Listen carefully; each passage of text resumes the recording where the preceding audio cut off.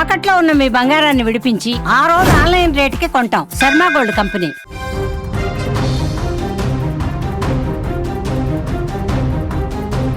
కరీంనగర్ జిల్లాలో గుండెలు పగిలే విషాదం చోటు చేసుకుంది. ఒకే ఇంట్లో 5 రోజుల వ్యవధిలో 2 ప్రాణాలు గాల్లో కలిసిపోయాయి. కట్టుకున్న భార్య కానరాని లోకాలకు వెళ్లిన బాధను దిగమింగలేక, బంధువుల సూటి పోటలు మాటలు భరించలేక ఓ ఎస్ఐ బలవన్మరణానికి పాల్పడ్డారు. 5 రోజుల కిందట భార్య ఆత్మహత్య చేసుకుంటే, నేడు ఆమె 5వ రోజు కర్మకాండల రోజే భర్త కూడా తనువు చాలించడం స్థానికంగా ఇప్పుడు పెను సంచలనంగా మారింది. ఒకప్పుడు నవ్వులతో విరిసిన ఆ సంసారం నేడు శ్మశాన నిశ్శబ్దంలో మునిగిపోయింది. ఆ దంపతుల మరణంతో 7 ఏళ్ళు 5 ఏళ్ల వయసున్న 2 చిన్నారి పిల్లలు అనాథలుగా మారిన తీరు చూస్తుంటే కన్నీళ్లు ఆగడం లేదు.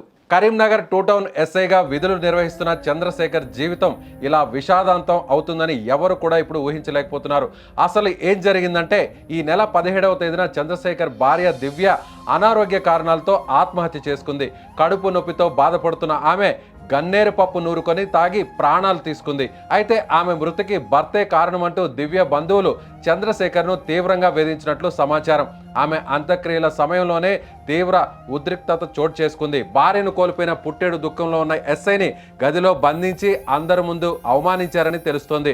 నీ వల్లే మా అమ్మాయి చనిపోయిందంటూ బంధువులు చేసిన ఆరోపణలు ఆయన్ను మానసికంగా మరింత కుంగదీశాయి. దీంతో తీవ్ర మనస్తాపానికి గురైన ఆయన గదిలోకి వెళ్లి ఉరివేసుకున్నారు. ఎంతసేపటికి బయటకు రాకపోవడంతో అనుమానం వచ్చిన వారు తలుపులు బద్దలు కొట్టి చూడగా అప్పటికే ఎస్ఐ విగత జీవిగా పడి ఉన్నారు. వెంటనే జమ్మిగుంటలోని ప్రైవేట్ హాస్పిటల్కు తరలించినప్పటికీ అప్పటికే ఆయన చనిపోయినట్లు వైద్యులు చెప్పారు. కాకి డ్రెస్ వేసుకొని 100 మందికి ధైర్యం చెప్పాల్సిన పోలీసు అధికారి ఇలా బంధువుల వేధింపులు తట్టుకోలేక, భార్య మరణాన్ని జీర్ణించుకోలేక ప్రాణాలు వదలడం ఇప్పుడు అందరినీ కలిచివేస్తుంది. అన్నిటికంటే విషాదకరమైన విషయం ఏంటంటే, వీరిద్దరికీ ఉన్నటువంటి చిన్న పిల్లల పరిస్థితి ఇప్పుడు ఏంటి అనేది అందరూ కూడా ఆందోళన చెందుతున్నారు. తల్లి లేదన్న బాధ నుంచి తేరుకోకముందే ఇప్పుడు తండ్రి కూడా విగత జీవిగా మారడంతో ఆ చిన్నారులు బిక్కమొహం వేశారు. 7 ఏళ్ల బాబు 5 ఏళ్ల పాపకు ఇప్పుడు తలదాచుకోవడానికి నీడ కూడా కరువైంది. అత్తగారింట్లో జరిగిన ఈ దారుణం జిల్లా వ్యాప్తంగా చర్చనీయాంశంగా మారింది. ఒకవైపు భార్య మరణం, మరోవైపు బంధువుల నిందలు, ఈ రెండిటి మధ్య నలిగిపోయిన ఒక నిండు ప్రాణం బలైపోయింది. పోలీసులు కేసు నమోదు చేసుకొని ప్రస్తుతం దర్యాప్తు చేస్తున్నారు.